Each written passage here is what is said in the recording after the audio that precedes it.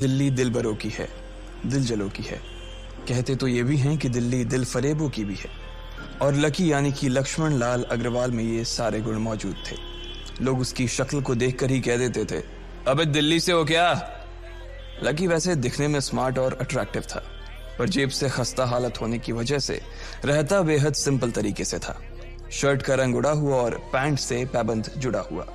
कहने को तो उसकी उम्र के लड़के दिल्ली की सड़कों पर रात को मोटर बाइक दौड़ाते थे, लेकिन लकी उर्फ लक्ष्मण लाल अग्रवाल सिर्फ कमरे से कॉलेज में पढ़ाई और गर्लफ्रेंड डिंपल के साथ थोड़ा वक्त बिताना, फिर कॉलेज से दुकान, दुकान से जब होम डिलीवरी आए तो वहां, और फिर घर चला जाता था। हाँ, कभी कभी जब वो किसी लड़के को खाली सड़क पर मोटर बाइक दंदनाते हुए देखता तो कहता, एक दिन अपना टाइम भी आएगा जब मैं चश्मा लगाकर बैठूंगा और पीछे डिंपल को बैठाऊंगा।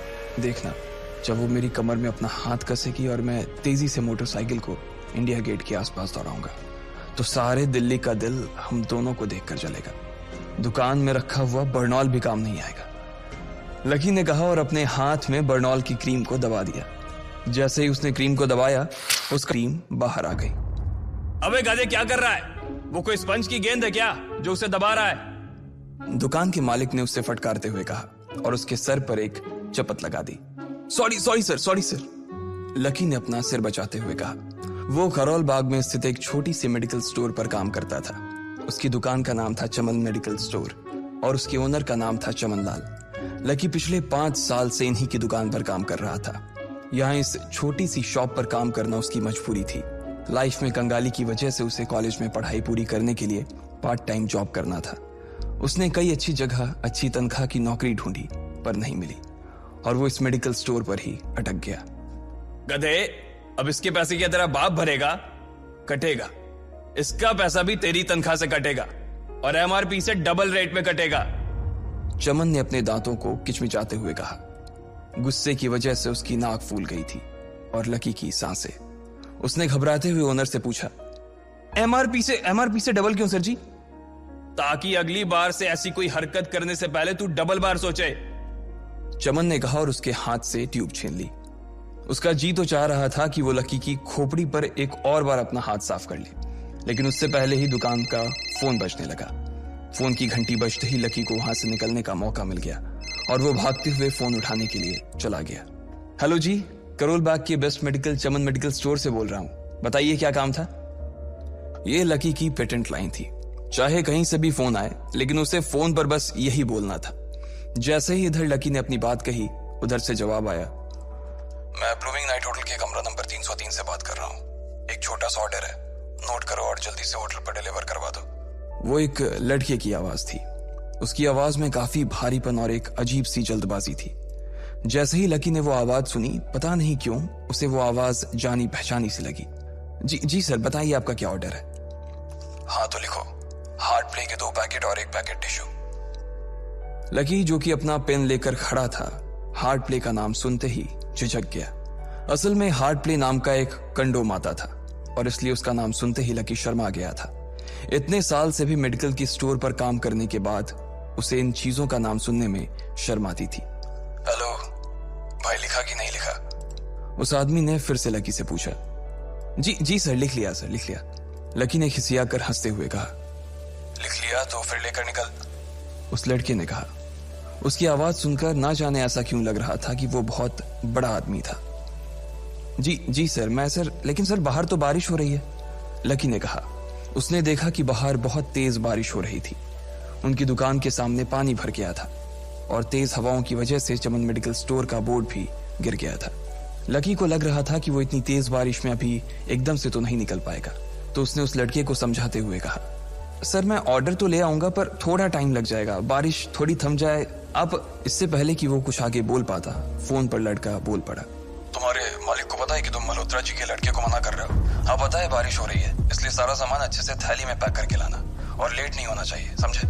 उस लड़के ने कहा और इससे पहले कि लकी आगे कुछ कह पाता, उसने फोन काट दिया। उधर से लकी के दुकान का ओनर उसे घूर कर देखा जा रहा था। लकी के हाथ में पेन और पेपर देखकर ही वो समझ गया था कि उसके पास कोई ऑर्डर आया था। आज वैसे भी इतनी बरसात होने की वजह से सुबह से इक्का दुक्का ग्राहक ही दुकान पर आए थे। ऐसे में उसकी दुकान का मालिक एक भी ऑर्डर को छोड़ना नहीं चाहता था। वो लकी को देख रहा था और लकी बारिश की ओर देख रहा था। बारिश का बहाना नहीं चलेगा, जाना पड़ेगा। चमन लाल ने कहा। मैं बहाना नहीं कर रहा सर, थोड़ी बारिश धीमी हो जाए तो मैं चला जाऊंगा। अभी आप खुद ही देखिए कितनी तेज बारिश है। वो पता नहीं कोई मिस्टर मल्होत्रा का कोई बेटा कुछ ज्यादा ही जल्दी में था। मैं साइकिल से तो पहुंच नहीं पाऊंगा इतनी जल्दी। लकी ने उनकी ओर देखते हुए कहा। क्या कहा? मिस्टर मल्होत्रा जी का बेटा? तू मेरी दुकान बंद करवाएगा क्या? अभी क्या भी निकल उनका ऑर्डर लेके, वो हमारे बहुत पुराने कस्टमर है। चमन ने कहा। पर लकी ने कहा ही था कि चमन बोला। पर कुछ नहीं, तू मेरी मोटरसाइकिल ले जा, उसने गुस्से में कहा। अरे सर जी, 200 के ऑर्डर में मुश्किल से 40 रुपए बचेंगे, इससे 3 गुने का तो पेट्रोल ही लग जाएगा, और अगर गाड़ी रास्ते में बंद हो गई तो अलग से खर्चा, लकी ने समझाते हुए कहा। वो जानता था कि उसका मालिक इन सब बातों पर ध्यान नहीं देने वाला। चमन लाल बोला। कोई बात नहीं, तू जा, चाहे जो हो जाए ग्राहक नाराज नहीं होना चाहिए, और वैसे भी वो मल्होत्रा जी का बेटा है। चमन लाल ने मोटरसाइकिल की चाबी लकी की ओर उछालते हुए कहा। लकी ने चाबी ली। उसे देखकर उसके अंदर मिक्स फीलिंग आ गई। एक तो वो बहुत खुश हुआ कि बड़े दिनों बाद बाइक चलाने को मिलेगी, पर वहीं दूसरी तरफ दुखी इसलिए हुआ कि बाइक मिली भी तो ऐसी तेज बारिश में, अगर खराब हो गई तो इसकी चपत भी उसके सिर पर ही पड़ेगी। वो मुंह लटकाकर रेनकोट और हेलमेट पहनते हुए वहां से निकल गया। बाहर आकर बाइक को देखा तो लकी ने मन में सोचा, चलो ठीक है, जो होगा देखा जाएगा, कम से कम बाइक तो चलाने को मिल रही है। दरअसल लकी इतने साल काम करने के बाद भी अपने लिए एक मोटरसाइकिल नहीं ले पाया था। लकी की तनख्वाह ही इतनी भर थी कि सिर्फ उसके कमरे का किराया, उसकी साइकिल में डालने वाली हवा का खर्च, बिजली पानी का बिल और डिम्पल के साथ महीने में 1-2 बार बाहर खाने का खर्चा ही निकल पाता था। उसे डिम्पल की कही बात अक्सर याद आती थी। लकी, अगर अगले 2 महीने में तूने बाइक नहीं खरीदी ना तो मैं तेरे से ब्रेकअप कर लूंगी, देखना। असल में डिम्पल को लकी के साथ बाइक पर घूमने की बड़ी तमन्ना थी। लकी की इस उजाड़ जिंदगी में एक वही तो थी जिसके लिए जिंदा रहने को उसका जी चाहता था। जब भी वो उससे बाइक की बात करती तो लकी डिम्पल की इस बात को हंसकर टाल देता था। वो अपने मन में इस बात को अच्छे से जानता था कि डिम्पल उससे बहुत प्यार करती थी और वो उससे कभी छोड़कर नहीं जा सकती थी। वो दोनों एक दूसरे में ऐसे घुले मिले थे जैसे बादल बरसात में घुल जाती है। लकी को डिम्पल बहुत पसंद थी और वो उसके लिए दुनिया जहां की खुशियां खरीद कर ला देना चाहता था। वो चाहता था कि एक दिन वो डिम्पल को प्लेन में बैठाए, लेकिन उसके ये सब ख्वाब इस कम तनख्वाह की नौकरी की वजह से कभी पूरे नहीं होने वाले थे। पर आज उसके पास एक मौका था। वो डिम्पल को अपने साथ इस बारिश में राजपथ घुमाना चाहता था। वो उसे दिल्ली दिखाना चाहता था। चमन लाल को देने के लिए उसने पहले से ही बहाना सोच रखा था। बस जल्दी से वो ये डिलीवरी देकर सीधे डिम्पल के पास ही जाने वाला था। उसने होटल ब्लूमिंग नाइट के बाहर मोटर बाइक पार्क की और सीधे होटल के अंदर चला गया। लकी ने रिसेप्शन पर पहुंचकर नमस्ते करते हुए रिसेप्शनिस्ट को बोला, जी मैं चमन मेडिकल स्टोर से आया हूं, रूम नंबर 303 का ऑर्डर था सर। रिसेप्शन पर खड़ा आदमी उसके हाथ में काली थैली को देखकर समझ गया था कि उसमें क्या था और वो मंद ही मंद मुस्कुराते हुए बोला, 3rd फ्लोर पर है, लिफ्ट से चले जाओ, रेनकोट यहीं उतार देना। जैसा उस आदमी ने कहा लकी ने ठीक वैसा ही किया और लिफ्ट में चढ़ने के कुछ ही देर बाद वो 3रे माले पर पहुंच गया था। वो रूम नंबर 303 के बाहर पहुंचा और उसने डोरबेल बजाई। जैसे ही दरवाजा खुला लकी ने थैली आगे बढ़ाते हुए कहा, नमस्ते, मैं चमन मेडिकल स्टोर से लकी, ये आपका। इससे पहले कि लकी आगे कुछ कह पाता उसकी आंखें फटी की फटी रह गई थी। उसने अपने सामने जो देखा उसके बाद उसे ऐसा लगा कि बंद छत के नीचे भी उसके ऊपर आसमान से आकर एक जोरदार बिजली गिर गई थी। उसके सामने एक लड़की खड़ी थी।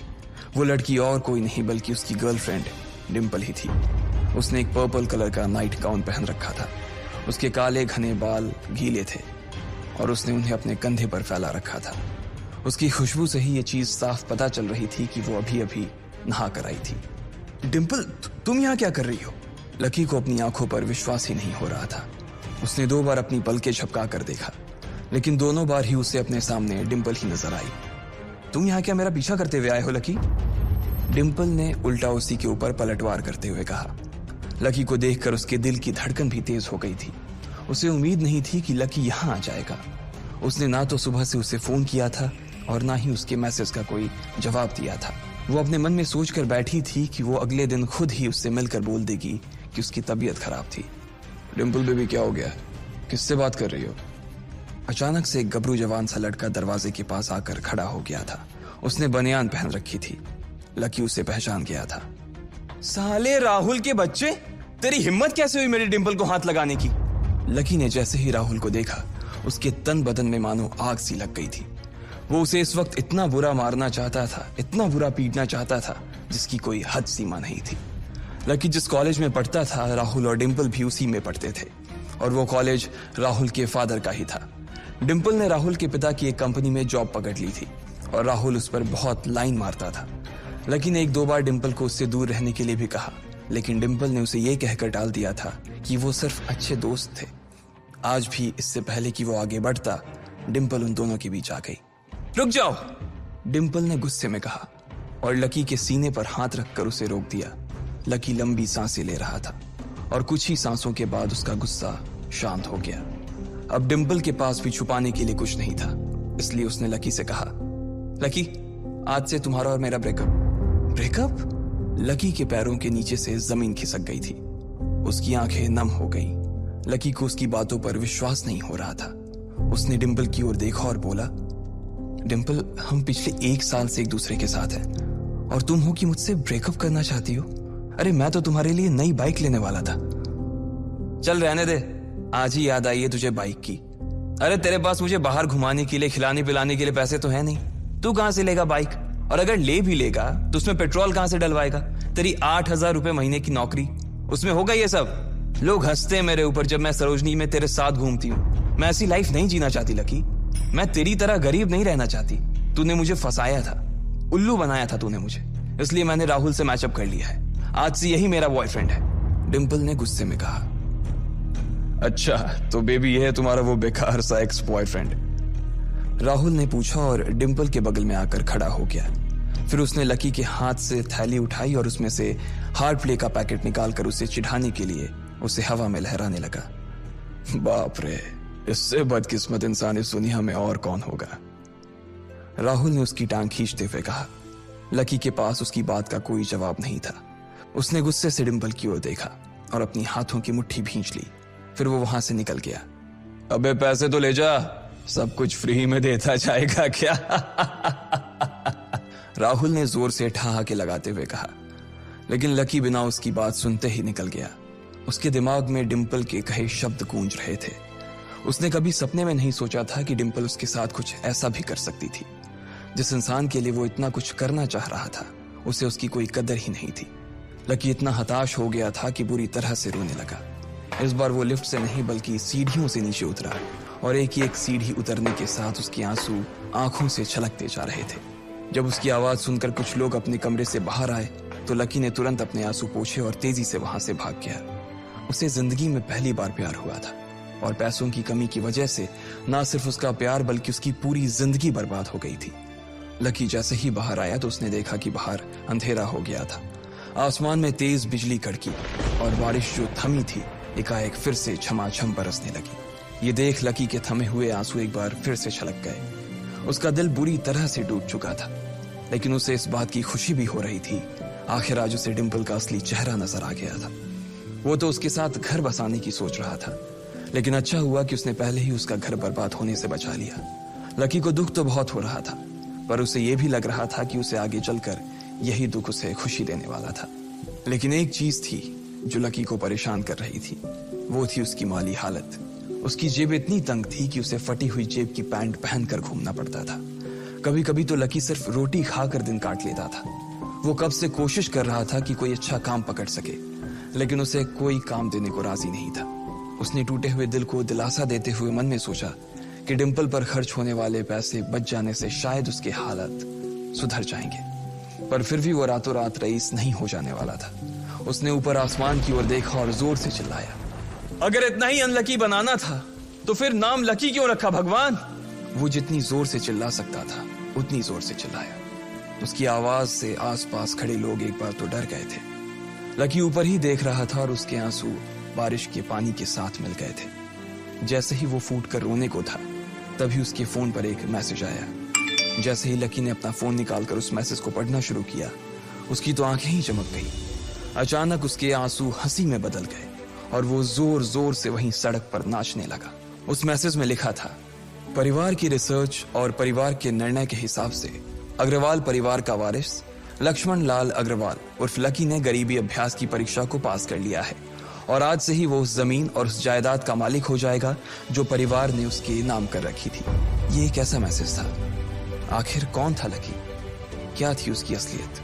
और वो कैसे रातों रात ही अनलकी से लकी हो गया था? आपको क्या लगता है, क्या होंगे इन सभी सवालों के जवाब?